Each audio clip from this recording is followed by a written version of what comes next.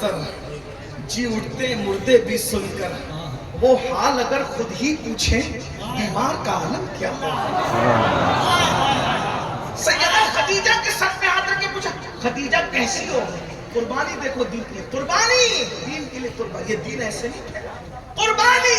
سیدہ خدیجہ نے کہا آقا مجھے تو اللہ کو سونپ دے، اللہ کے بھروسے مجھے چھوڑ دے، میری خیریت آپ کو پوچھیے.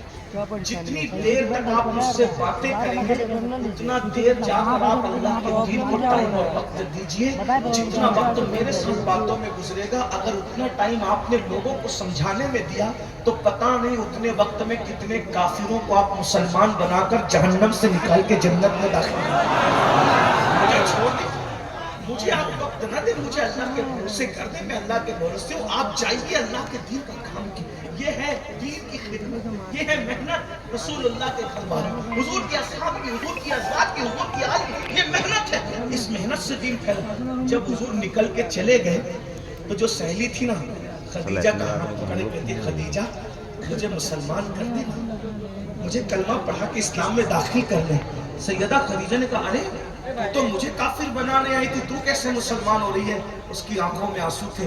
جو مذہب اپنے ماننے والوں کو اتنا یقین عطا کرتا ہوں وہ مذہب کبھی جھوٹا نہیں ہو سکتا، وہ مذہب سچا مذہب ہے. اس لیے میں بھی کلمہ پڑھ کے مسلمان ہو گئی.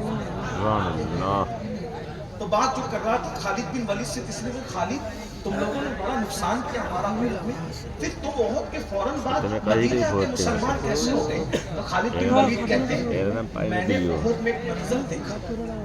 جب نماز کا وقت آیا تو رسول اللہ کی طرف سے اعلان ہوا جو جہاں ہے وہیں نماز پڑھو. تو ہر مسلمان وہیں کھڑے ہو کے نماز پڑھ رہا تھا. ہم نے سوچا مسلمان کے ہاتھ بند گئے نماز میں، اب ان کو قتل کرنا آسان ہے. لیکن ہم نے دیکھا جیسے کوئی تلوار اس نمازی پہ اٹھاتا اس تلوار کے اٹھنے سے پہلے غیبی تلوار آتی اور اس کو کاٹنے والے کو کاٹ دیتی. نمازی پر ہم سمجھ گئے یہ مذہب باطل نہیں ہے، حق ہے. اور خالد کلمہ پڑھ کے سبحان اللہ چلا تھا کیمیائی صاحب اس کو سنے پوری ہوتی ہے بات. امام غزالی لکھتے ہیں ایک عورت تھی موسیٰ علیہ السلام کے پاس آئی، کہنے لگی اے موسیٰ میرے لیے دعا کر دے اللہ مجھے بخش دے، میری مغفرت کرے. موسیٰ